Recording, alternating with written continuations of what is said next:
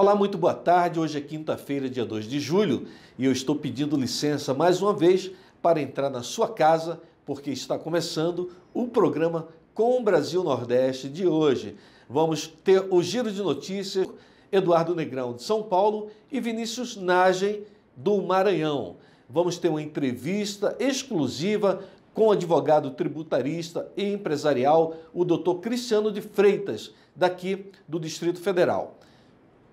Agradeço o carinho da sua audiência, continue com a gente, mande o seu WhatsApp para o número que está aparecendo na sua tela. Eu quero saber de qual cidade você está assistindo o programa Com o Brasil Nordeste de hoje.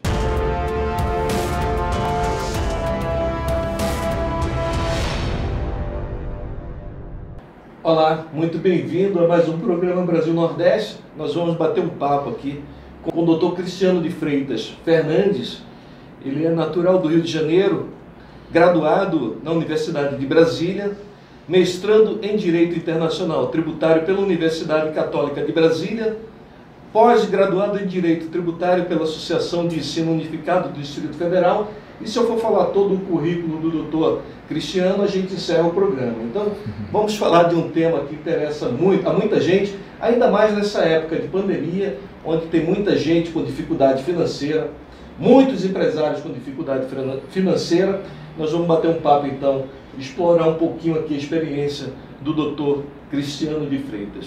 Dr. Cristiano, muito obrigado por atender o convite do Brasil Nordeste. Eu que agradeço, Sandro. E eu gostaria de começar perguntando ao senhor, para que os nossos espectadores, principalmente da região Nordeste, que tem pouco acesso a esse tipo de informação, o que é a recuperação de crédito judicial? A recuperação judicial é um processo, obviamente, que corre no Poder Judiciário. Ele é iniciado por advogados, constituídos por empresários, né, por empresas que não sejam empresas do setor financeiro nem cooperativas de crédito, e também não pode ser nenhuma fundação, né? A princípio não se permite que fundações participem, apesar de que em alguns casos já há alguma jurisprudência favorável.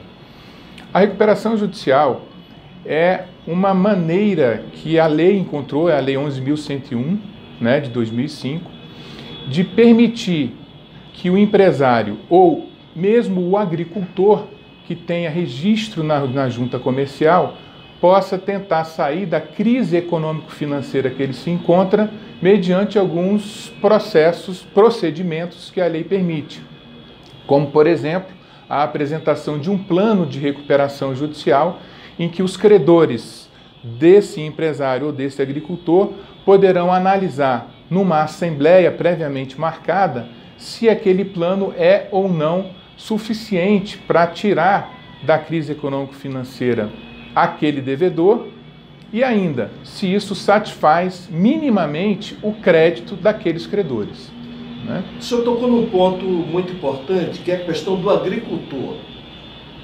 É simples, qual agricultor, como saber quem que tem direito, quem que pode entrar com esse tipo de recurso?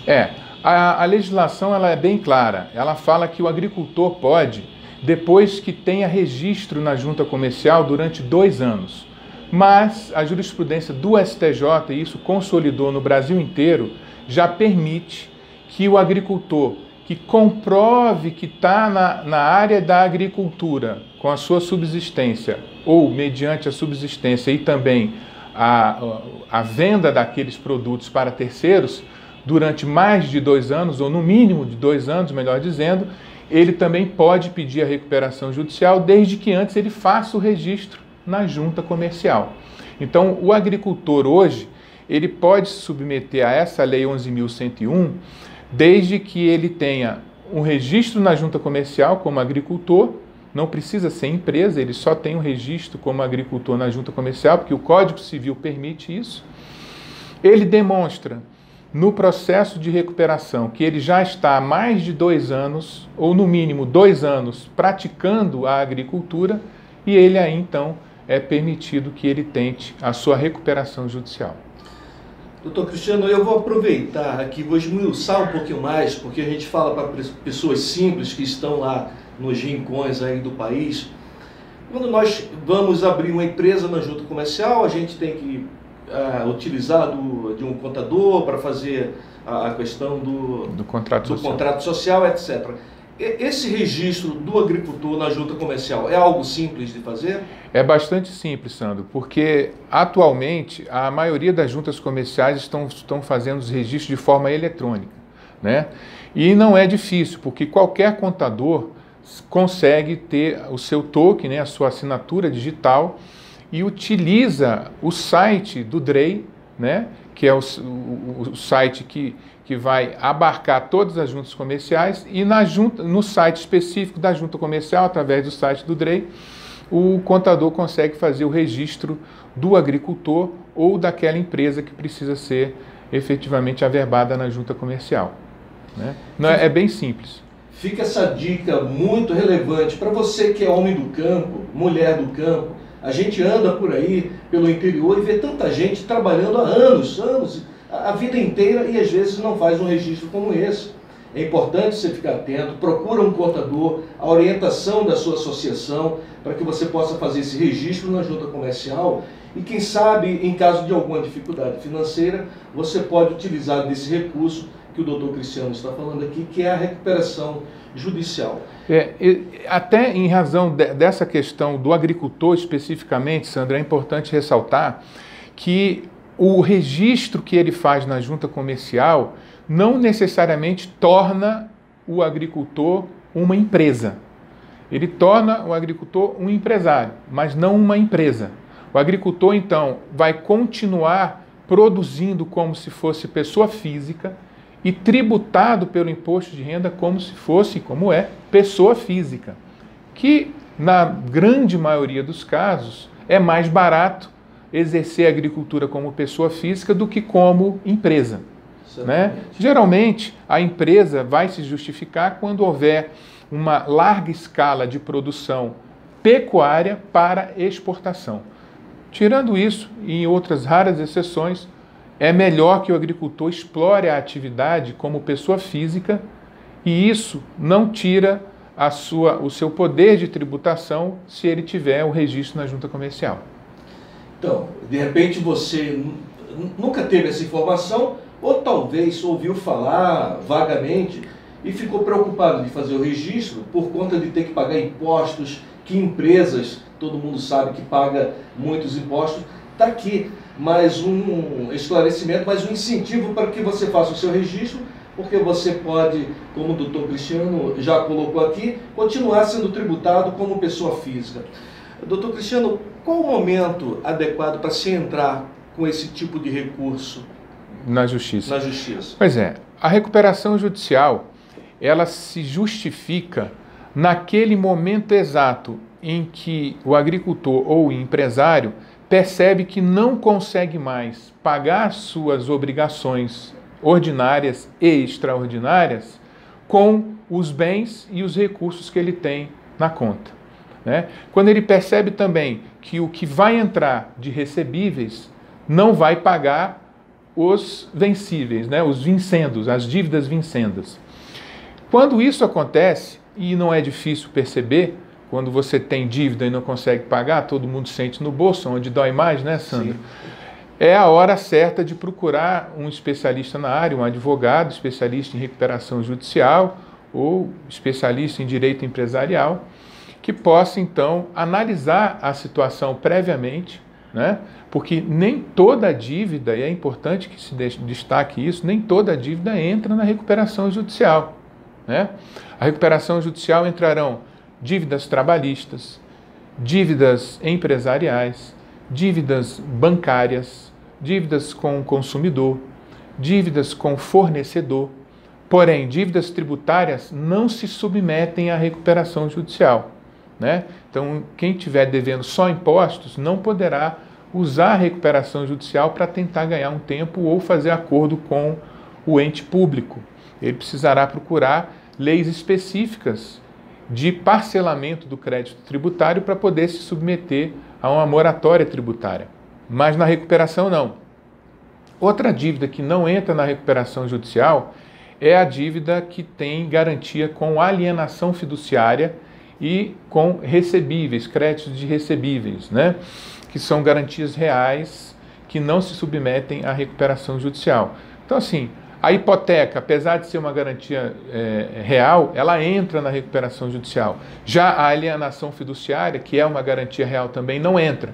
Então, daí a importância de, antes de efetivamente pedir a recuperação judicial, fazer uma prévia análise das dívidas específicas que aquele devedor tem, para saber se ele vai poder ou não se submeter à recuperação, né? Então, o momento mais adequado é esse. Estou em dívida, não consigo pagar, preciso de uma moratória, preciso do famoso quebra-galho, e aí sim eu vou tentar submeter isso num processo judicial. Vamos a um brevíssimo intervalo comercial e o programa Com o Brasil Nordeste volta já já. De segunda a sexta, das 12 às 12h30, Brasil Nordeste na TV Com Brasil. Canal 28, na Sky e Oi TV. TVs Claro e NET, no Canal 3 e na TV Vivo e GVT TV, Canal 239. Brasil Nordeste na TV Com Brasil. De segunda a sexta, das 12 às 12h30, apresentação Sandro de Moura.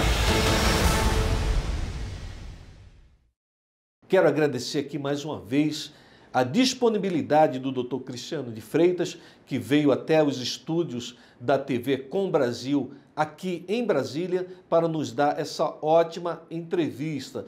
Para a gente tentar contextualizar com esse momento de pandemia, aumentou o número de procura de empresas? Na verdade, sim. Já há um aumento, né, registrado pelo SEBRAE e pelas juntas comerciais em relação ao número de pedidos de recuperação judicial, apesar de que, no nosso entendimento, esse número vai aumentar bastante até o final do ano e no ano que vem principalmente, porque a economia ela tem um efeito retardado em relação aos efeitos da política e como o caso do fechamento do comércio em relação determinado pela pandemia do coronavírus. Então, o que a gente percebe é que esse efeito que fica diferido no futuro, ele vai acontecer principalmente no final desse ano e no início do ano que vem. Então, esse aumento da procura para tentar fazer a recuperação judicial e não cair no estado falimentar, provavelmente aconteça nesse período, né? Aliás, eu vou fazer aqui uma provocação que não está necessariamente dentro da sua área, mas o que a gente tem percebido, a gente tem noticiado diariamente, é que os governos, inclusive, têm fechado com muita facilidade muitas empresas, né? Por conta de não cumprimento de decreto. Então, chega, olha, você fecha a porta e não quer saber o que vai acontecer com esse empresário. O que o senhor pensa disso, doutor Cristiano? É muito delicado, porque nós temos hoje uma legislação que parte do artigo 170 da Constituição Federal, que trata da primazia da liberdade do exercício empresarial, né? Então, a liberdade de produzir, de trabalhar, de ganhar dinheiro, de se sustentar, ela é muito grande na Constituição Federal e na legislação brasileira, que são principalmente aquelas leis como o Código Civil, a Lei 6404, que é a lei das SAs. Então, essa liberdade, ela não pode ser exercida de forma total e absoluta. É óbvio que quando há um conflito de direitos, como no caso da pandemia, o direito à vida, da coletividade e o direito à produtividade, que você faça uma escolha entre a vida em relação à produtividade. É claro que quando você faz essa prevalência, a produtividade, em última instância, para o empresário e para o agricultor, também é a sua subsistência, né? Então, é difícil equalizar isso no Poder Judiciário e também na lei, né? O que o poder público tem que fazer, e geralmente não faz, infelizmente, é procurar saber quais setores efetivamente podem continuar abertos e quais devem realmente fechar as portas numa crise como essa.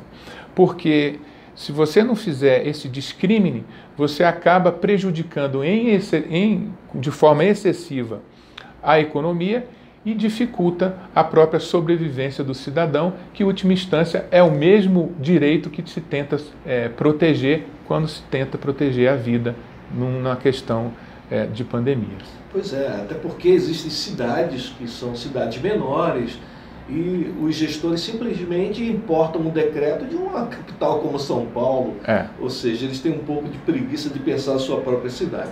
Doutor Cristiano, que tipo de informação, que tipo de mensagem o senhor gostaria de deixar aqui, que eu não perguntei para o senhor, que o senhor gostaria de falar para os nossos ouvintes a respeito desse tema, recuperação judicial? Uma questão muito importante que não foi abordada ainda hoje é a questão do estado falimentar, né?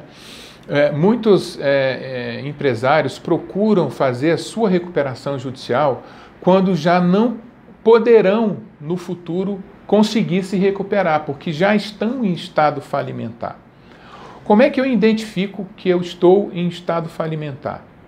Quando a minha capacidade de produção e o meu patrimônio empresarial não conseguem abarcar mais do que 50% das dívidas, né?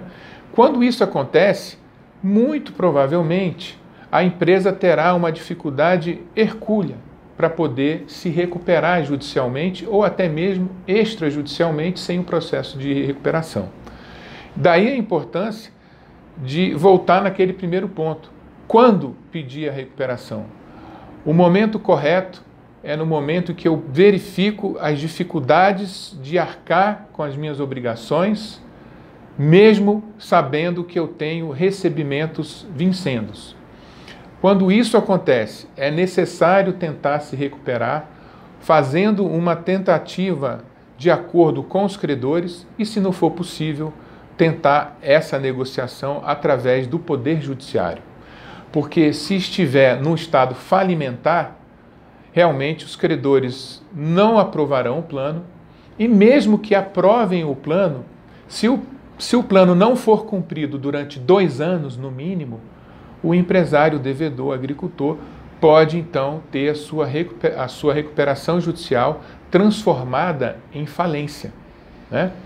E outro ponto importante, muitas vezes a falência é requerida do devedor por um credor que se sentiu insatisfeito ou se não teve a satisfação do seu crédito plenamente na justiça ou no cartório. Nesses casos, quando o devedor é citado pelo oficial de justiça do processo de falência, ele terá apenas, Sandro, 10 dias para se defender e nesses 10 dias ele também pode pedir a sua recuperação judicial e evitar a falência.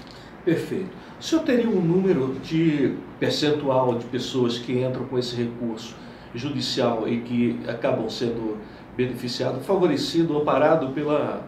Os números não são bons, Sandro, porque a maioria dos empresários, quando pede a sua recuperação, eles pedem no momento que já estão na situação falimentar da UTI, né? Na UTI empresarial, que é o estado falimentar. Mas em torno de 30% a 40% das empresas que pedem recuperação judicial conseguem efetivamente se recuperar. Ainda assim é um número... É um número bastante expressivo. Bastante expressivo. E outro detalhe importante, se nós tivermos ainda tempo, é que apesar da dívida tributária não entrar na recuperação judicial, se a recuperação judicial for deferida no início do processo, como geralmente é o deferimento do processamento da recuperação e não a aprovação do plano, eu digo, o mero deferimento do processamento, o que acontece com a dívida tributária? O Estado ele pode continuar executando o devedor na justiça, mas se ele vier a penhorar dinheiro ou a sede da empresa ou algum bem que é de suma importância para a atividade empresarial, a própria Lei 11.101 de 2005 prevê que essa penhora não pode ser realizada. Ou seja, você permite que o empresário continue produzindo com aquele dinheiro e com aqueles bens sem o risco de perder aqueles bens num leilão judicial para apurar a dívida tributária. Porém, essa ajuda que a lei permite, ela dura apenas 2 anos, né? Que é o período inicial de 180 dias. Em alguns casos também se permite que haja uma prorrogação desses 180 dias para que se chegue no máximo 2 anos, que é o prazo da recuperação judicial, em que o plano tem que ser cumprido e não pode haver um leilão daqueles bens efetivos que a empresa tem no processo de execução tributária. Doutor Cristiano, o nosso programa, a TV com o Brasil, alcança o Brasil inteiro. Nós vamos poder colocar o telefone do seu escritório aí, o pessoal pode ligar do Brasil inteiro ou o senhor atende só Brasília? Não, o Brasil inteiro, Sandro, o Brasil inteiro. Então, sua mensagem final aos nossos ouvintes? O que eu gostaria de deixar claro é que a recuperação judicial é um processo que ninguém precisa ter vergonha de passar. E a falência também é uma situação que nem sempre é constrangedora. É preciso que o empresário saiba que pedir ajuda faz parte da vida. E os grandes empresários hoje, no Brasil e em todo o mundo, já faliram pelo menos uma vez. Então não tenham vergonha de tentar se recuperar e não fiquem constrangidos se a recuperação não der certo e vier a falência. Vamos tentar se soerguer de novo e produzir para ser feliz. Eu quero dizer também que só o fato de você ser empresário num país como esse, onde durante muitos anos os empresários foram colocados como algoz de seus colaboradores, eu acho que só o fato de você ser um empreendedor, ser um empresário, você já é um vencedor. Porque antes que alguém coloque um currículo no balcão de uma padaria, de uma farmácia, de um supermercado, o empreendedor teve a coragem de arriscar, às vezes, os poucos recursos que ele tinha, às vezes até pegar emprestado. Ele passou noites em claro, pensando em um negócio e finalmente ele abriu a porta. E aí você foi lá e colocou o currículo e de repente você ganhou a oportunidade de trabalho. Então, aqui nós queremos render as nossas homenagens a todos os empreendedores do nosso país. Conversamos aqui com o Dr. Cristiano de Freitas Fernandes, advogado tributarista aqui do Distrito Federal. Nós vamos estar disponibilizando o telefone do Dr. Cristiano aqui para que você possa buscar mais informações, se você assim desejar. Vamos ter agora, para fechar, uma mensagem do advogado Dr. Cristiano de Freitas, uma mensagem especial para você que é empresário. Eu ia deixar um outro recado para os empresários e para o povo em geral, que é o seguinte, que é um ditado oriental. Há 2 regras para se viver bem. A primeira regra, não se incomodar com problemas pequenos. Segunda regra, todos os problemas são pequenos.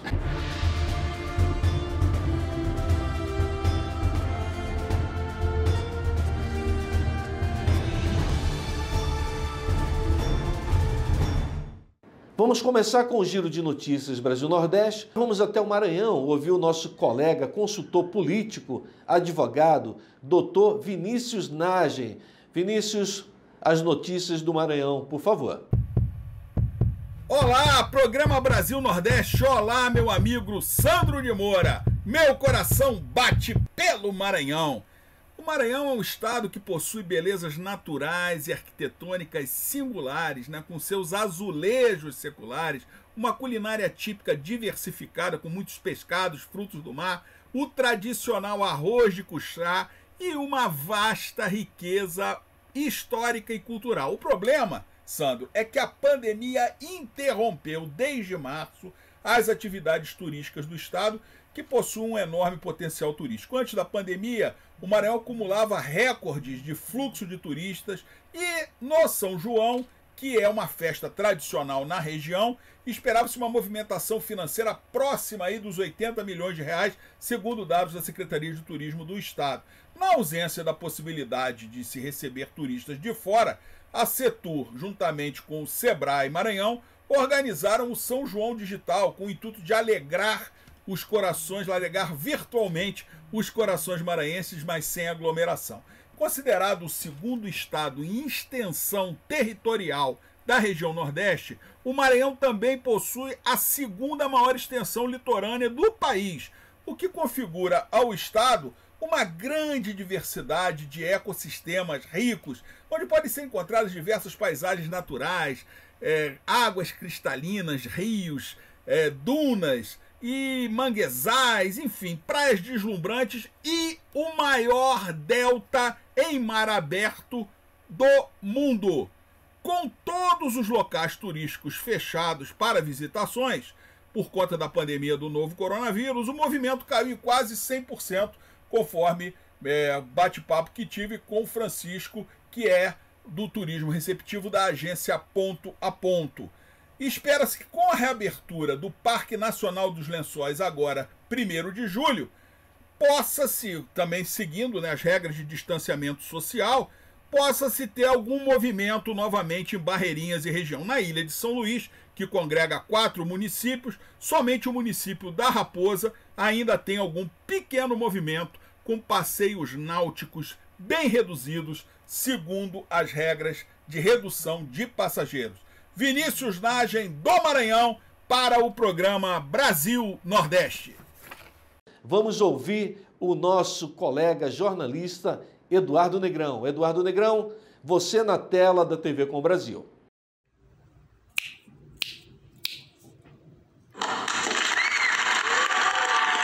Muito obrigado, esse é seu repórter Eduardo Negrão com as notícias do sul do país.